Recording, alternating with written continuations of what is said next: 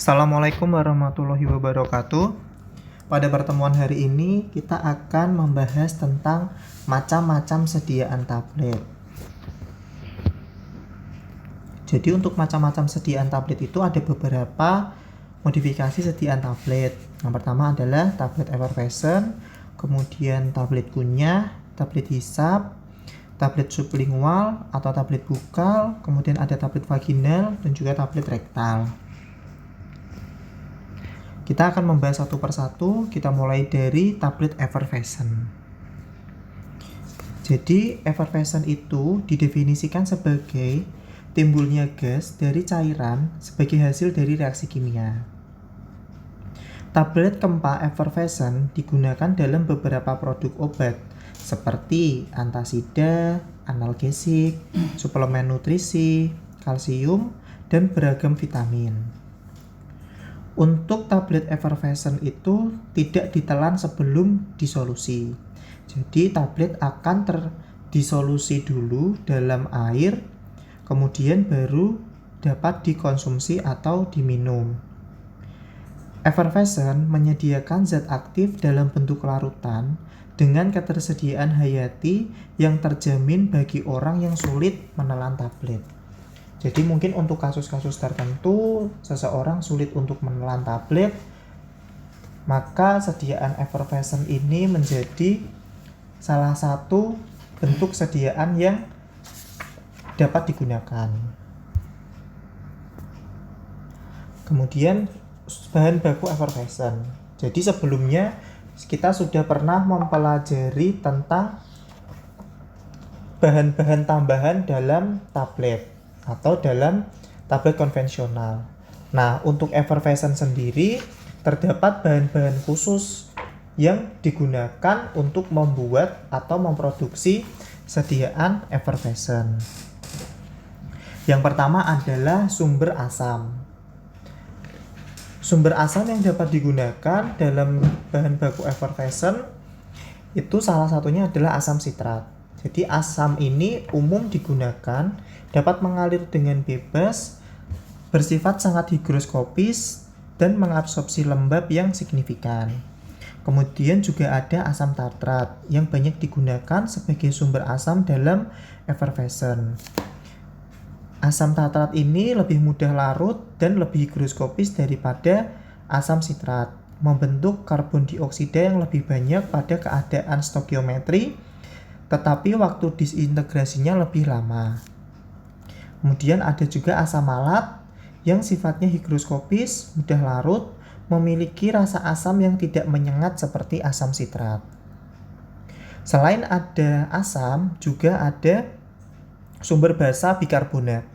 Jadi memang basa yang digunakan ini adalah basa bikarbonat yang dapat menghasilkan gas CO2. Nah, sumber basa yang bisa dimanfaatkan yang pertama adalah natrium bikarbonat, yaitu sumber utama karbon dioksida dalam sistem effervescent. Dapat larut sempurna dalam air, tidak higroskopis, memiliki pH 8,3, kemudian menghasilkan kira-kira 52% karbon dioksida. Selain menggunakan natrium bikarbonat, juga dapat menggunakan natrium karbonat. Sumber karbon dioksida untuk sediaan effervescent sangat larut dalam air. Nah, selain itu juga dapat menggunakan alternatif kalium bikarbonat atau kalium karbonat.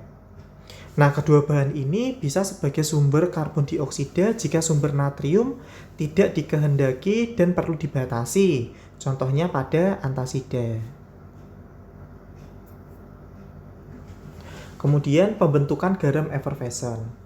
Garam effervescent biasanya diolah dari suatu kombinasi antara asam sitrat, malat, dan tartrat daripada hanya satu asam saja.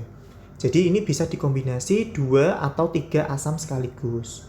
Contohnya, apabila asam tartrat sebagai asam tunggal dalam granul yang dihasilkan akan kehilangan kekuatan dan akan menggumpal. Sedangkan jika asam sitrat saja akan menghasilkan campuran yang lekat dan sukar menjadi granul. Untuk dapat membentuk reaksi yang sempurna antara asam dan basa, maka perlu diperhatikan keseimbangan stoikiometri.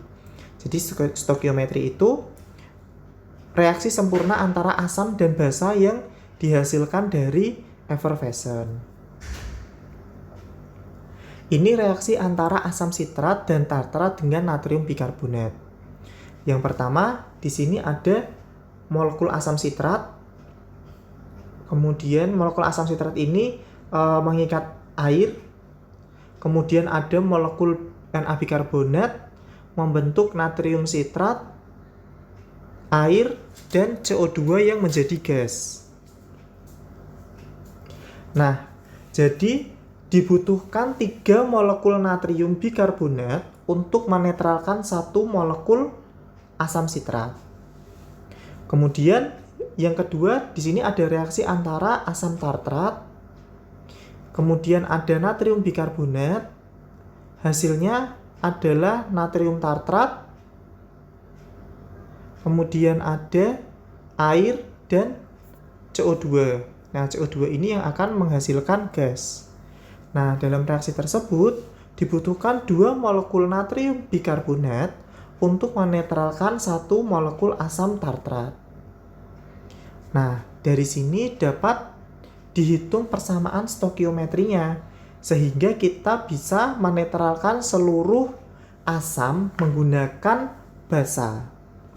Jadi, contoh perhitungannya di sini. Berapakah jumlah natrium bikarbonat yang digunakan untuk menetralisasi 252 gram asam tartrat dan 162 gram asam sitrat. Jadi angka asam sitrat dan asam tartrat di sini merupakan formula resmi dari USP. Nah, cara menghitungnya, jumlah Na bikarbonat yang digunakan untuk menetralisasi 252 gram asam tartrat. Jadi di sini perhitungannya berdasarkan perhitung molnya. Jadi perlu Anda ingat, mol itu sama dengan bobot dibagi dengan BM. Nah, di mana jika terjadi kesetimbangan stokiometri, maka mol asam itu sama dengan mol basa. Di sini terbentuk reaksi netralisasi. Nah, dalam kasus ini terdapat asam tartrat dan Na bikarbonat. Nah, asam tartrat bobotnya adalah 252 gram. Sedangkan BM asam tartrat adalah 150,09. Di sini kita mencari gramnya natrium bikarbonat. Jadi X gram. Kemudian kita ketahui bahwa bobot molekul natrium bikarbonat itu adalah 84,01. Sedangkan dibutuhkan 2 molekul natrium bikarbonat untuk dapat menetralkan 1 molekul asam tartrat. Maka BMNA bikarbonat ini dikalikan dengan 2 untuk kesetaraan molekul.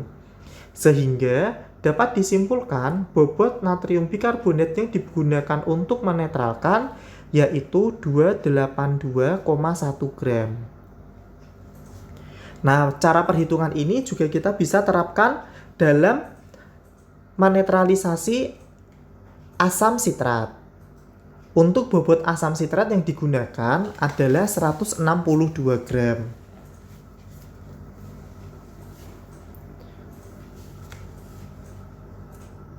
Nah, di sini ada bobot asam sitrat, kemudian ada BM asam sitrat. Sudah diketahui, sehingga dapat digunakan untuk menghitung berapa natrium bikarbonat yang dibutuhkan. Caranya seperti tadi, karena natrium bikarbonat itu membutuhkan 3 molekul untuk menetralkan 1 molekul asam sitrat, maka BM dari Na bikarbonat ini perlu dikalikan 3. Sehingga hasilnya adalah 194,3 gram natrium bikarbonat. Nah, untuk satu sediaan, karena kita menggunakan 2 asam yaitu asam tartrat dan asam sitrat, maka totalnya adalah 282,1 ditambah 194,3, hasilnya adalah 476,4 gram natrium bikarbonat. Nah, di sini tidak perlu khawatir untuk jumlah tabletnya pasti akan sangat besar karena ini hanya natrium bikarbonat mencapai hampir 500 gram. Kemudian masih ada asam sitrat 162 dan asam tartrat 152. Nah, di sini bobotnya hampir mencapai 400 sudah mencapai 400 gram sendiri. Berarti sudah hampir 1000 gram atau sekitar 800 sekian gram untuk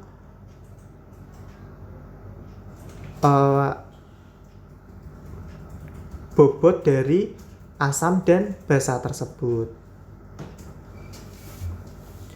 Kemudian untuk proses pembuatannya, jadi untuk effervescent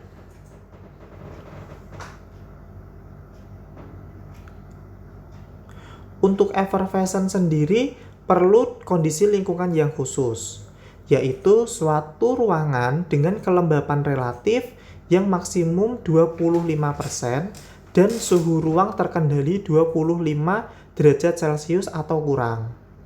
Biasanya cukup untuk menghindari masalah yang disebabkan oleh kelembapan dari atmosfer. Jadi memang untuk proses pembuatan effervescent ini sangat dipengaruhi oleh kelembapan dan suhu dari lingkungan, karena sifatnya yang sumber asamnya itu terlalu higroskopis. Kemudian jika terlalu lembab, maka reaksi itu terjadi sebelum diinginkan. Jadi karena ada campuran antara asam dan basa atau asam dan basa bikarbonat, di situ kan ada inkompatibilitas atau ada reaksi yang tidak diinginkan antara asam dan basa. Nah, reaksi itu diinginkan ketika sudah dimasukkan ke dalam air sebelum diminum. Tetapi saat pembuatan atau saat manufaktur sendiri, reaksi itu harus dihindari. Nah, untuk menghindari reaksi antara asam dan basa bikarbonat, maka perlu menghindari adanya air atau kelembapan. Sehingga suhu ruangan pembuatan dari effervescent sendiri harus diatur pada lingkungan khusus. Metode pembuatannya seperti ini. Jadi asam sitrat itu diserbuk dan dicampur dengan serbuk yang lain, yaitu asam tartrat dan natrium bikarbonat, kemudian diaduk dan diayak dengan ayakan 60 mes. Nah, di sini asam sitrat akan mengikat air dari udara. Karena dari reaksi tadi, asam sitrat itu merupakan senyawa higroskopis dan dia terdapat air pada kristalnya. Sehingga nanti airnya ini akan membuat campuran serbuk ini menjadi lembab. Nah, saat campuran serbuk ini menjadi lembab, maka akan menggumpal sehingga perlu diayak dengan ayakan nomor mes 40. Setelah diayak, kan serbuknya masih menggumpal dan basah. Maka serbuk diletakkan di loyang, kemudian di oven. Kurang lebih suhunya 93 sampai 104 Fahrenheit, kemudian sambil dibolak-balik. Jadi serbuknya ini bukan hanya area atasnya saja, sehingga harus merata pada seluruh permukaannya terkena panas, sehingga air yang melekat itu dapat dilepaskan. Kemudian serbuk diayak dengan ayakan nomor mes 4, 8 atau 10, itu tergantung dari ukuran granul yang diinginkan, karena tadi akan terikat dan membentuk suatu granul. Nah, bahan aktif dicampur dengan bahan lain dalam bentuk granul atau campuran sebagai serbuk. Nah, di sini kan sudah terbentuk granul effervescent, granul antara asam dengan basa. Nah, di sini bahan aktifnya itu dicampur di luar granul effervescent-nya, yaitu bisa menggunakan teknik kempa langsung. Jadi granul effervescent-nya ini dicampur langsung dengan bahan aktif kemudian dikempa, atau bahan aktifnya ini dibuat granul dengan bahan pengisi kemudian baru dicampur dengan granul effervescent. Jadi di sini baru granul effervescent ini dan zat aktif dapat dikempa menjadi tablet. Berikutnya untuk evaluasi tablet effervescent. Nah, parameter fisiknya perlu dilihat. Waktu disintegrasi merupakan salah satu karakter yang paling penting karena efek visual pelarutan tablet, dan karbonasi merupakan alasan utama penggunaan sistem effervescent. Jadi maksudnya waktu disintegrasinya ini harus optimal karena waktu disintegrasi atau waktu hancurnya tablet effervescent ini akan mempengaruhi dari reaksi kimia antara asam dan basa bikarbonat. Kemudian proses karbonasi atau pembentukan karbon juga alasan utama penggunaan sistem effervescent. Kan tidak mungkin kalau karbonasi ini gagal dalam sistem effervescent, padahal kita mau membuat tablet effervescent. Uji waktu disintegrasi melewati penempatan tablet dalam suatu volume baku air pada suhu air awal yang ditetapkan dan pencatatan waktu ketika tablet terdisintegrasi. Jadi caranya, tempatkan satu tablet dalam suatu gelas piala yang berisi 200 ml air pada suhu kira-kira 15 sampai 25 derajat Celcius. Ketika perkembangan gas atau pecahnya tablet berhenti, tablet ini telah terdisintegrasi atau tidak ada gumpalan partikel. Kemudian diulangi percobaan lain pada 5 tablet. Nah, jadi caranya di sini memang simulasi pembuatan effervescent untuk waktu hancur itu seperti saat kita mereaksikan effervescent dengan air sehingga terbentuk reaksi antara asam dan basa bikarbonat dan membentuk suatu gas CO2. Nah, tablet untuk karakternya, jadi untuk kriterianya, tablet itu memenuhi persyaratan pengujian jika tiap tablet dari 6 tablet yang digunakan terdisintegrasi dalam waktu 5 menit. Jadi waktu disintegrasinya hanya 5 menit. Kemudian selain parameter fisik juga ada parameter kimia. Parameter kimia yang merupakan ciri khas dari effervescent adalah pH. Perbedaan pH yang konsisten dari pH yang biasa diamati untuk produk dalam satu batch tablet menunjukkan adanya kesalahan pada pencampuran atau penimbangan bahan mentah. Jadi maksudnya dari satu tablet ke tablet yang lainnya dalam satu batch ini harus memiliki pH yang seragam. Kenapa pH menjadi parameter? Karena di sini ada reaksi antara asam dan basa. Jika pH-nya ini terlalu asam, maka memang banyak asamnya atau memang banyak sumber asam. Tetapi jika kurang asam, maka terdapat kebanyakan sumber basa. Nah, tetapi dalam satu batch ini juga harus sama. Jadi antara satu tablet dengan tablet yang lainnya itu harus seragam pH-nya. Tidak boleh tablet awal ini memiliki pH yang lebih asam, sedangkan tablet yang di akhir batch itu memiliki pH yang basa. Berarti di situ terdapat kesalahan pada saat pencampuran atau penimbangan bahan mentah. Kemudian, pH berperan penting untuk cita rasa produk saat dikonsumsi. Nah, jika tidak terbentuk reaksi stekiometri, maka bisa terjadi kelebihan asam atau kelebihan basa. Memang biasanya kelebihan asam ini diinginkan untuk memberikan tambahan cita rasa pada tablet effervescent agar memiliki rasa yang sedikit asam dan segar. Kemudian pengukuran pH hendaknya dilakukan setelah pengukuran waktu disintegrasi. Jadi maksudnya pengukuran pH ini dilakukan setelah waktu disintegrasi itu tercapai atau 5 menit setelah tablet dimasukkan ke dalam air. Nah, berikutnya mengenai stabilitas effervescent. Jadi stabilitas effervescent ini berkaitan dengan degradasi bahan aktif dan stabilitas dari sistem effervescent. Jadi kalau biasanya stabilitas itu merupakan dari degradasi bahan aktif, nah di sini untuk tablet effervescent juga dari stabilitas sistem antara asam dengan basa bikarbonatnya, sehingga tidak diperoleh tablet yang lembab sehingga sistem effervescent-nya ini gagal. Kemudian sistem effervescent tidak stabil dengan adanya lembab karena dapat mengaktifkan sistem effervescent selama penyimpanan. Nah, diinginkan sistem effervescent ini kan aktif ketika tablet dimasukkan ke dalam air. Sehingga stabilitas sistem effervescent ini harus benar-benar diperhatikan. Jadi jika sebelum tablet dimasukkan ke dalam air, maka sistem effervescent-nya ini tidak boleh aktif. Kemudian tablet effervescent ini cukup higroskopis dan akan mengabsorpsi air untuk mulai degradasi jika tidak dikemas dengan baik. Nah, air merupakan salah satu penyebab suatu obat itu bisa mengalami degradasi atau bisa mengalami reaksi hidrolisis. Jadi selain dari sistem effervescent-nya sendiri. Nah, karena bahan pembentuk effervescent ini terlalu higroskopis, maka jika terlalu banyak air yang terserap atau terikat, maka dapat mengurangi kadar dari bahan aktifnya. Kemudian dari pengemasan. Pelaksanaan pengemasan itu harus dilakukan dalam lingkungan dengan kelembapan rendah. Jadi kelembapan relatifnya maksimum adalah 25% dan suhunya 25 derajat Celcius untuk mempertahankan kestabilan dari tablet.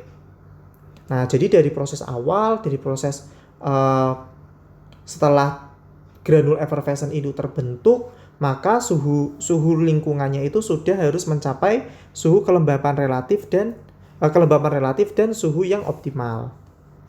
Nah, untuk tablet effervescent paling sering dikemas sebagai strip dalam kantong individu. Tiap tablet disegel secara kedap udara dalam wadahnya sendiri dan tidak terpapar atmosfer sampai waktu yang digunakan.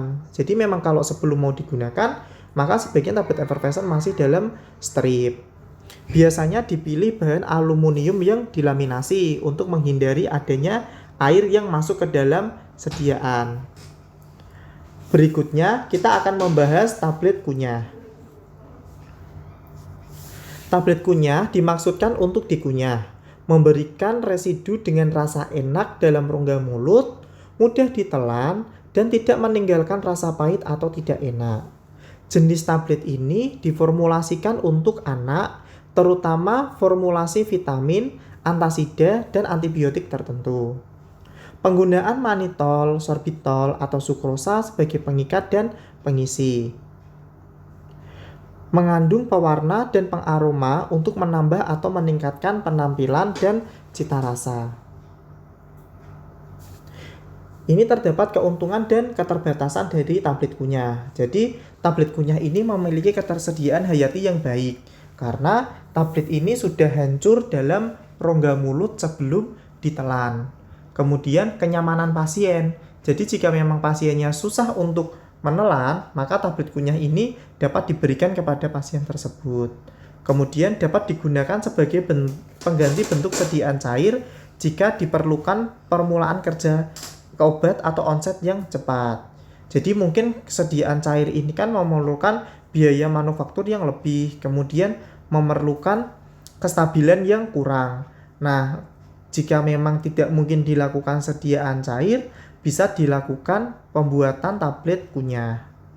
Kemudian dapat meningkatkan penerimaan pada pasien, terutama anak-anak, karena cita rasa yang menyenangkan. Jadi karena tablet kunyah ini didesain dengan rasa yang enak, maka pasien anak-anak ini akan lebih minat terhadap tablet kunyah dibandingkan dengan sediaan yang lainnya atau tablet yang konvensional.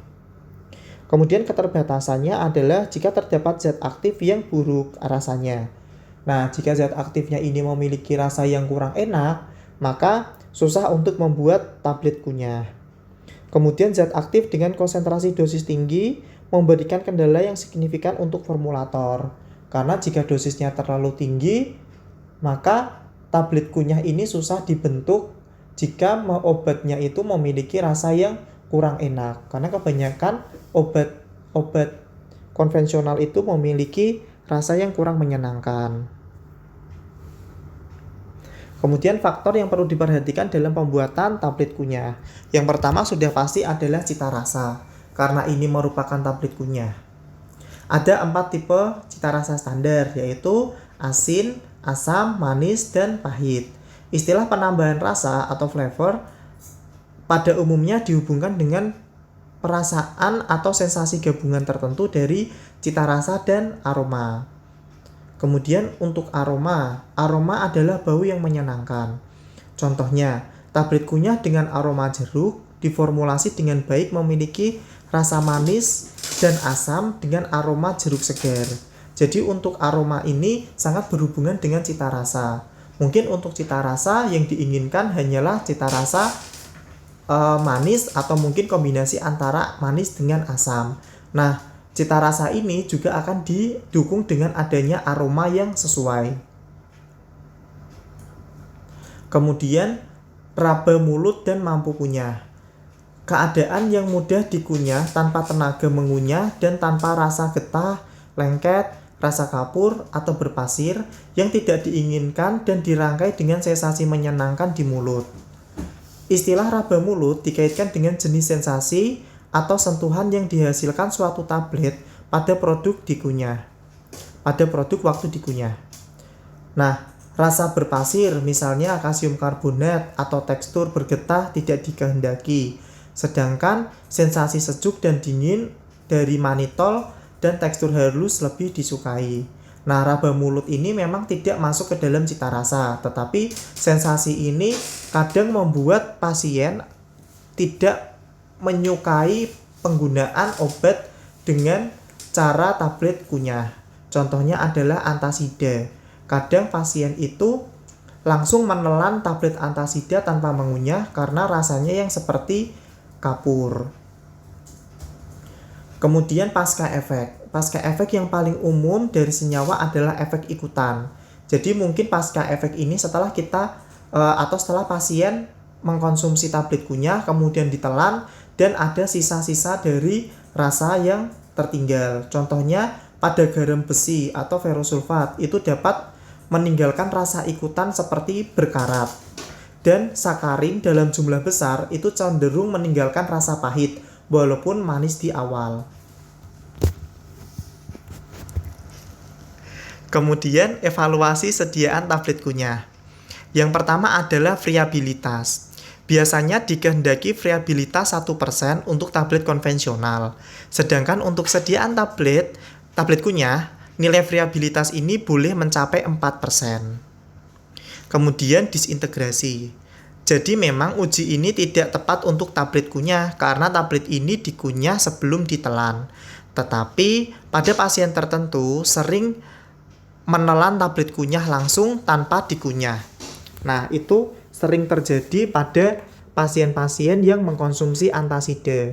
Biasanya antasida itu langsung ditelan tanpa ada pengunyahan. Padahal antasida itu merupakan tablet kunyah. Kemudian pengujian ini dapat menunjukkan atau pengujian disintegrasi ini dapat menunjukkan kemampuan tablet berdisintegrasi dan masih memberikan manfaat zat aktif jika tertelan. Jadi, jika memang tabletnya ditelan, maka tablet ini tetap harus mempunyai efek setelah masuk ke dalam saluran pencernaan atau ke dalam lambung. Jadi tetap harus diuji disintegrasi. Walaupun di dalam farmakope memang kadang tidak dipersyaratkan. Nah, untuk persyaratan disintegrasi tablet kunyah itu sesuai dengan tablet tidak bersalut. Kemudian yang terakhir adalah disolusi. Pada farmakope memang uji disolusi tidak dipersyaratkan untuk tablet kunyah. Tapi uji disolusi ini dapat membantu memperkirakan perilaku zat aktif dalam bentuk sediaan setelah dicerna. Tablet hendaknya diuji dalam dua bentuk, yaitu bentuk utuh dan bentuk hancur sebagai simulasi tablet ini sudah dikunyah. Berikutnya, kita masuk ke dalam bab tablet hisap. Tablet hisap atau isap merupakan bentuk sediaan obat tablet yang diberi penambahan rasa untuk dihisap dan didiamkan atau ditahan di dalam mulut atau faring. Pengobatan gejala-gejala pada orofaring dengan menggunakan tablet hisap dimaksudkan untuk meringankan kesakitan yang bisa disebabkan oleh infeksi lokal dan kadang-kadang oleh alergi atau pengeringan mukosa mulut dan pernapasan mulut. Jadi untuk tablet hisap ini kadang memang diinginkan efek yang lokal pada area orofaring atau area mulut dan faring. Tablet hisap merupakan suatu sediaan padat yang dimaksud agar hancur perlahan-lahan di dalam mulut dengan komponen penyusunnya antara lain zat aktif, bahan tambahan, serta bahan pemanis untuk menimbulkan rasa menyenangkan di dalam mulut. Sediaan ini dapat ditujukan untuk pemberian efek lokal, tetapi juga dapat digunakan untuk memberikan efek sistemik. Jadi selain pada lokal area orofaring tadi, ini juga dapat digunakan untuk efek sistemik. Nah, untuk pembuatan tablet hisap sendiri dapat menggunakan dua metode. Yang pertama, sediaan dibuat dengan cara mencetak massa lembab. Jadi ini bukan tablet gempa, tapi tablet cetak, mencetak massa lembab dan kemudian dikeringkan menjadi massa yang lunak atau gula-gula isap. Nah, selain itu, sediaan juga dapat dibentuk tablet gempa. Sediaan tablet gempa biasanya yang keras dan lunak. Berikutnya adalah perbedaan antara tablet hisap dengan tablet gempa biasa. Yang pertama adalah jenis bahan mentah khusus yang paling banyak digunakan untuk sediaan inti. Jadi memang bahan-bahan untuk tablet hisap ini biasanya memang bahan khusus yang memiliki rasa yang menyenangkan. Kemudian persyaratan disintegrasi, karena tablet ini tidak terdisintegrasi di dalam saluran pencernaan, tetapi terdisintegrasi di area mukosa mulut.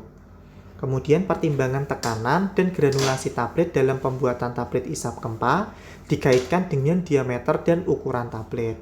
Biasanya memang tablet hisap ini memiliki diameter dan ukuran yang lebih besar. Kemudian beberapa karakteristik organoleptik yang khas untuk rute pemberian sediaan obat khusus ini. Jadi memang harus organoleptisnya menyenangkan. Jadi dari baunya juga enak, kemudian dari rasanya, kemudian seperti tablet tablet kunyah tadi itu juga memiliki rasa pasca efek yang menyenangkan.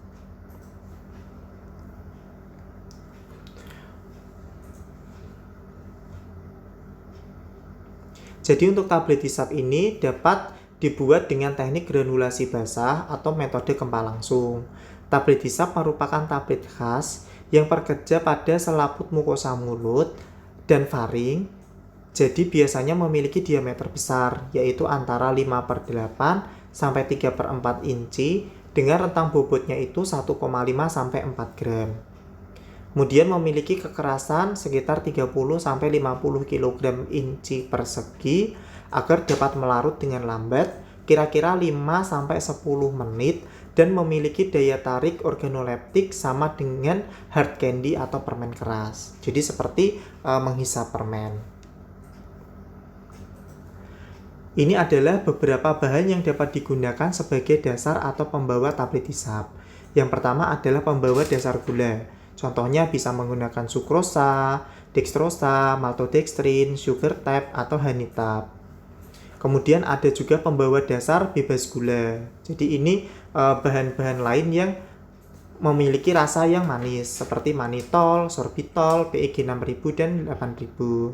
Kemudian juga bisa menggunakan pengisi-pengisi lain seperti kalsium fosfat, laktosa, kalsium karbonat, dan selulosa mikrokristalin. Tentu saja jika menggunakan pengisi lain yang memiliki rasa tidak manis, maka perlu ditambah dengan pemanis untuk dasar tablet hisapnya.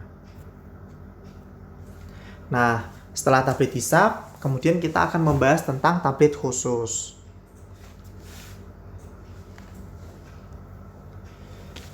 Jadi kebanyakan sediaan tablet itu dimaksudkan untuk ditelan, kemudian zat aktif diabsorpsi di saluran pencernaan.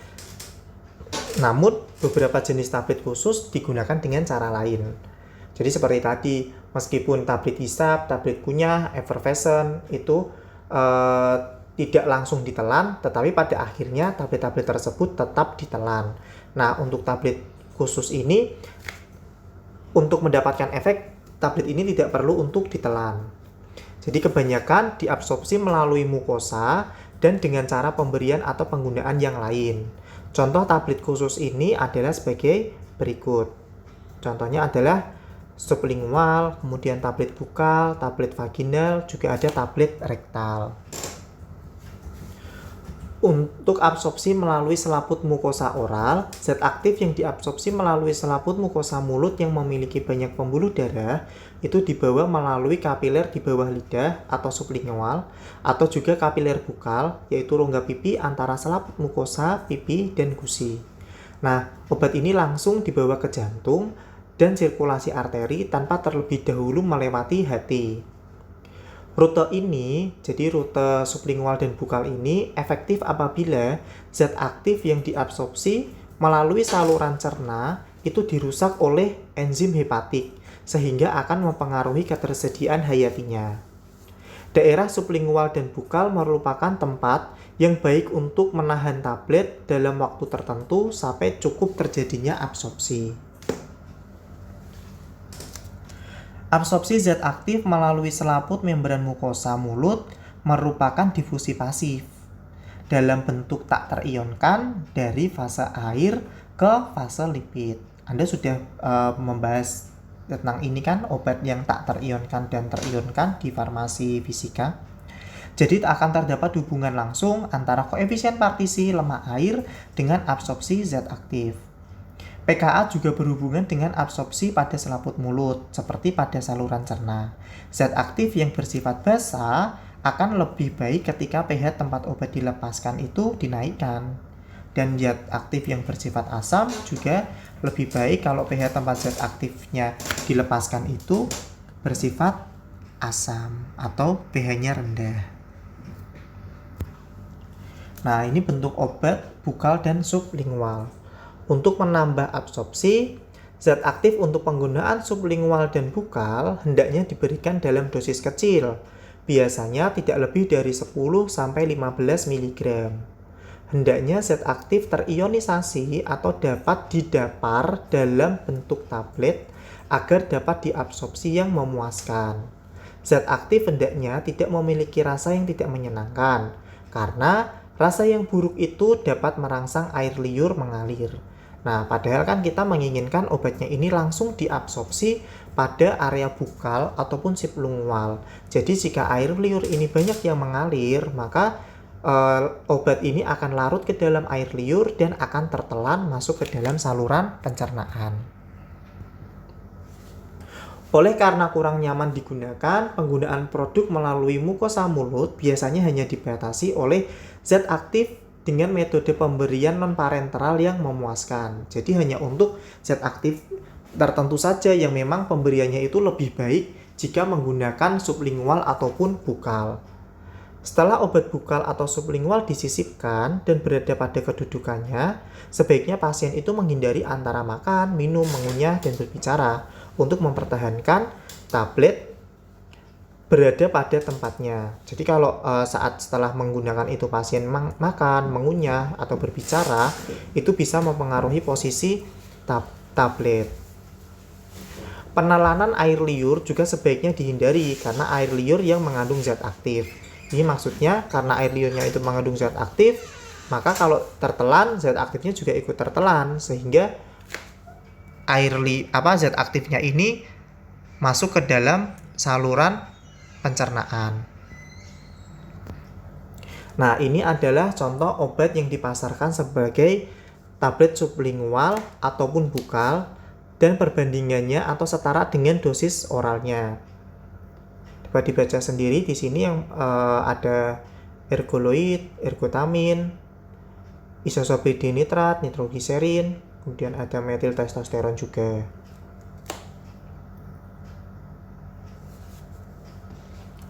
Kemudian karakteristik tablet sublingual dan bukal. Jadi waktu hancur ini merupakan salah satu faktor kritis dalam sediaan tablet bukal dan sublingual. Untuk pengujian waktu hancur, tablet sublingual dan bukal sama dengan prosedur tablet tak bersalut tanpa menggunakan cakram. Tablet sublingual ditetapkan waktu hancurnya sesuai dengan monografi tablet. Sedangkan untuk tablet bukal diamati setelah pengujian selama 4 jam. Untuk pengujian disolusi sesuai dengan monografi pada masing-masing bahan. Ini adalah contoh tablet sublingual. Jadi di sini ada isosorbidinitrat untuk sublingual. Di sini terdapat persyaratan waktu hancur. Dan waktu hancur untuk tablet ini adalah 2 menit. Selain itu, juga ada persyaratan untuk disolusinya. Jadi di sini disolusinya contoh menggunakan metode disolusi dengan media air, kemudian alatnya tipe 2, 50 rpm dengan waktu 15 menit dan 30 menit. Kemudian di sini ada cara analisisnya juga menggunakan sistem kromatografi. Berikutnya adalah tablet vaginal. Tablet didesain untuk penggunaan vaginal dalam pengobatan infeksi lokal. Demikian juga untuk absorpsi sistemik dan absorpsi ke dalam jaringan vaginal. Hanya senyawa-senyawa yang memiliki penggunaan khusus atau spesifik dalam pengobatan sistem reproduksi wanita yang biasa diberikan melalui rute vaginal, walaupun banyak zat aktif yang diabsorpsi dengan baik melalui rute ini dan memberikan konsentrasi darah yang efektif. Jadi walaupun ada banyak bahan yang bisa melalui rute ini, tapi tidak semua bahan akan dibuat dalam rute ini. Biasanya hanya yang khusus dan spesifik saja, bergantung dari pengobatan untuk area tersebut. Nah, meskipun keefektifan absorpsi sistemik melalui dinding vaginal telah dibuktikan, pengobatan yang sering digunakan secara vaginal adalah untuk mengobati infeksi vaginal yang terlokalisasi seperti Candida, kemudian Haemophilus vaginalis, atau infeksi jamur lain yang menyerang area vagina. Kemudian zat aktif yang paling sering yang biasa digunakan dalam pengobatan infeksi tersebut adalah nystatin, clotrimazole, dan sulfonamid. Nah, untuk waktu hancurnya jadi berbeda dengan tablet biasanya. Alat ukur waktu hancur tablet vaginal diletakkan dalam suatu wadah dengan diameter tertentu yang berisi air dengan suhu 36 sampai 37 derajat Celcius. Jadi ini ada alat pengukur waktu disintegrasinya dengan diameter tertentu, di sini berisi air. Nah, kemudian permukaan cairan diatur dengan menambahkan air bersuhu 36 sampai 37 derajat Celcius di area ini permukaannya. Kemudian sedikit demi sedikit hingga lubang pada permukaan cakram tepat tertutup lapisan air. Jadi di sini ada lubang cakramnya. Kemudian satu tablet diletakkan pada cakram berlubang di sini. Ada cakram berlubang, satu tablet diletakkan.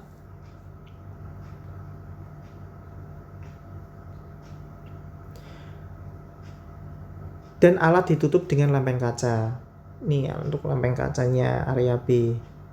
Nah, kecuali dinyatakan lain, waktu hancur tablet tidak lebih dari 30 menit. Jadi tablet vaginalnya ini harus hancur tidak lebih dari 30 menit. Untuk tablet vaginal, metode pembuatan tablet vaginal sama dengan metode tablet kempa oral. Kebanyakan tablet ini dibuat dengan metode granulasi basah, tetapi biasanya hanya mengandung pengisi yang larut air atau bahan tambahannya itu larut air. Umumnya laktosa untuk mengurangi residu serbuk yang mungkin mengiritasi. Jadi karena areanya itu sensitif, maka kita harus menggunakan bahan-bahan pengisi atau bahan-bahan tambahan yang larut air. Berikutnya adalah tablet rektal. Jadi pemberian obat melalui rektal merupakan cara pengobatan untuk dua kondisi, yaitu bisa absorpsi sistemik dan penggunaan gejala lokal. Pembuluh vena kecil dari kolom bawah mengalir melalui vena mesentrik di bawah ke dalam vena portal, sehingga tablet jenis ini juga mungkin digunakan untuk setiap senyawa yang mengalami metabolisme lintas pertama. Nah, jadi untuk senyawa-senyawa yang dia rusak oleh enzim hepatik juga bisa menggunakan tablet rektal. Tablet yang terdisintegrasi dengan cepat dalam volume air yang sangat kecil untuk membentuk pasta. Jadi tabletnya ini nanti akan terdisintegrasi atau akan hancur dengan volume pada rektum yang sangat kecil, dan tablet ini akan pecah dan membentuk pasta.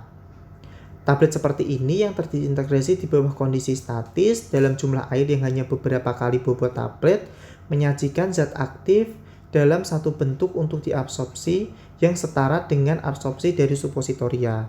Jadi berbeda dengan suppositoria, bahannya ini akan tetap tablet, tetap memang bentuknya tablet, tapi nanti tabletnya ini akan terdisintegrasi dengan adanya air yang sangat minim. Jadi berbeda dengan lambung, di sini untuk rektal ini airnya sedikit. Kemudian tablet ini akan lembek dan berbentuk seperti pasta. Kemudian zat aktifnya ini akan mulai terdisolusi dan terabsorpsi pada area rektal. Tablet rektal itu memberikan beberapa keuntungan dibandingkan dengan suppositoria, yaitu tablet tidak memerlukan pendinginan dan menunjukkan stabilitas produk yang lebih baik bahkan pada suhu kamar. Karena kan kalau suppositoria penyimpanannya juga agak susah, maka tablet ini bisa disimpan dalam suhu kamar. Nah, salut tipis HPMC, jadi ada bahan HPMC ya, pada tablet juga dapat berfungsi sebagai lubrikan, terutama dengan adanya air bahkan dalam jumlah kecil. Jadi memang tablet ini akan sedikit dilapisi oleh HPMC. Berbeda dengan suppositoria yang memang sudah licin, untuk memasuki area rektal ini sangat bergantung pada lubrikan yang ada. Nah, lubrikan ini bukan bermaksud untuk menambah aliran dari tablet sendiri atau serbuk yang akan dicetak ke tablet, tapi lubrikan saat memasukkan tablet ini ke dalam area rektal. Jadi memang ada salut tipis dari HPMC yang biasa digunakan. Ini untuk tugas. Jadi tugas yang akan saya berikan adalah melakukan review artikel tentang tablet yang sudah dijabarkan di atas dengan pembagian sebagai berikut. Di sini saya membagi menjadi 10 bagian. Jadi ini ada 1, 2, 3, 4, 5, 6, 7, 8, 9, 10. Nah, pembagian tugas itu sesuai dengan nomor terakhir pada NIM Anda. Contoh, NIM-nya sekian, 387. Maka angka terakhirnya adalah 7. Sehingga Anda harus membuat tablet nomor 7 atau tablet sublingual. Nah, contoh sekian, NIM-nya 320. Nah, angka terakhirnya adalah 0.